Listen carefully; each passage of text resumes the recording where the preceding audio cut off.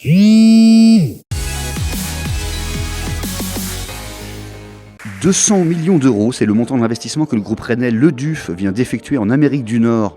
Un montant record pour accélérer le développement de sa filiale Bridor, productrice de pain et viennoiserie, notamment via une usine de 60 000 m² près de Montréal. Le groupe Leduf emploie déjà 10 000 personnes en Amérique du Nord pour un chiffre de vente d'1 milliard de dollars. En tout, il possède plus de 1300 restaurants et boulangeries sur 4 continents et emploie 28 000 salariés. C'était la grande question des pompiers ce lundi matin à Concarneau. La nouvelle grande échelle, tout juste arrivée dans le département, est-elle utilisable dans la ville close ? Eh bien la réponse est non. Trop de 15 cm, elle est restée coincée au niveau du premier porche.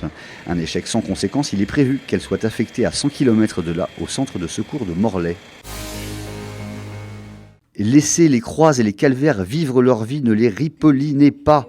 C'est le cri du cœur d'une association d'opposants ce week-end à Plougastel-Daoulas, un an après que les dites croix ont été couvertes de peintures polychromatiques qui n'ont pas tenu.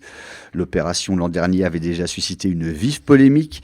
Une réunion de l'association des 7 calvaires monumentaux de Bretagne qui a initié et entièrement financé l'opération est prévue fin octobre pour en tirer un bilan.